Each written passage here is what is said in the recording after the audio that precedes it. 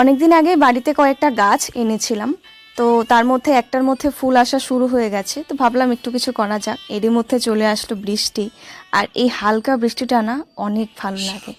এই বৃষ্টির মধ্যে যদি বাইরে বসে একটু ড্রয়িং করা যায় তবে বলো কত সুন্দর একটা দৃশ্য।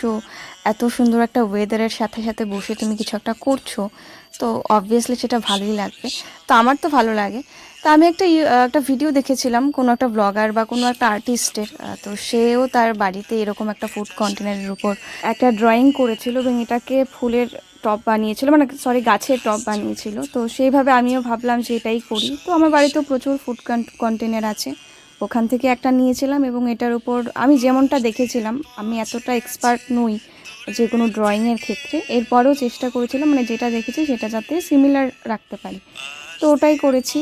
অ্যান্ড তোমাদেরকে কিছু কথা শেয়ার করি। আমার বাড়িতে না প্রচুর গাছ আগে ছিল, কিন্তু এখন নেই। কিন্তু এখন যেগুলি আছে সেগুলিকে চেষ্টা করি ভালোভাবে দেখে শুনে রাখার। দেখে শুনে না, মানে দেখে রাখার। কারণ এগুলিকে দেখাশোনা না করলে একটা সময় গিয়ে এগুলির মধ্যে পোকা ধরে যায় বা কোনো একটা সমস্যা হয়ে গাছটি মরে যাচ্ছে। তো এর মধ্যে আমার বাড়িতে আমি গোলাপ গাছের চারা এনেছিলাম। গোলাপ গাছগুলি অনেকটা বড় হয়ে গেছে, ফুলও ফুটে গেছে, কিন্তু এক দুবার ফুল ফোটার পরেই না গাছগুলির মধ্যে পোকা ধরে গেছে। জানি না কেন, কিন্তু কোনোভাবে এগুলিকে আমি ঠিক করতে পারছি না। ফুল আসলেও এগুলির মধ্যে পোকা ধরে যাচ্ছে, যে কারণে আমি কোনোভাবেই ফুলগুলিকেও ভালো রাখতে পারছি না, গাছটাকেও ভালো রাখতে পারছি না। তোমরা যদি কেউ জানো যে কী ব্যবহার করলে আমার গাছগুলি ভালো থাকবে, দেন প্লিজ একটু কমেন্ট করে দিও। আর দেখো, এই কথা বলতে বলতে কিন্তু আমার এই যে টপটা যেটা বানানো শুরু করেছিলাম, এটা অনেকটাই অলমোস্ট রেডি হয়ে গেছে।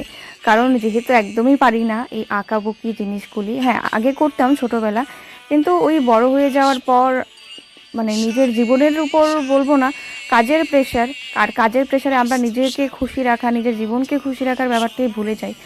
তো সেটার জন্য আর কোনো কিছুই হয়ে ওঠা সম্ভব হয় না। যাই হোক, তো টবের নিচের জায়গাটা কিন্তু আমি ফুটো করে নিয়েছি যাতে করে গাছটা ভালোভাবে বেড়ে ওঠে। তারপর আমি এখানে মাটি দিয়ে দিলাম। আর আমরা যারা মধ্যবিত্ত পরিবারের ছেলেমেয়েরা আছি না, আমাদের কাছে জোগাড় জিনিসটা খুবই নর্মাল। কারণ আমরা যে কোনো কিছু, কেউ যদি এসে বলে যে এটা পাওয়া যাবে কি, বা ধরো আমাদের কিছু একটা প্রয়োজন, তখন আমাদের কাছে ওই প্রপার জিনিসটা না থাকলেও আমরা কিন্তু জোগাড় করতে পারি, কোনো না কোনোভাবে কিন্তু অ্যারেঞ্জ করতে পারি। তো ওই ব্যাপারটা আমিও ছোটোবেলা থেকেই দেখে শুনে বড় হয়েছি, জোগাড়ের ব্যাপারটা। তো তার জন্য আমার মধ্যে কিছু একটা রয়েছে জোগাড়ের জিনিসটা সম্পর্কে।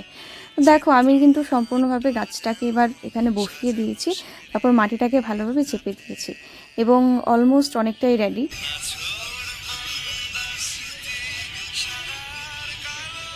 সময়টা ছিল বিকেলবেলা, আর এই পাখির ডাক, হালকা একটা বৃষ্টি, মানে কি বলবো, এই পরিবেশটা না সত্যি অনেকটা সুন্দর লাগছিল। আর এর থেকে মানে মন শান্তি করার মতো পরিবেশ আমার মনে হয় না যে অন্য কোথাও পাওয়া যাবে। তো আমার মনে হয় যে এই সময়টা না আমি অনেক ভালোভাবে উপভোগ করতে পেরেছি, অনেক ভালো একটা টাইম স্পেন্ড করেছিলাম আমার নিজের সাথে।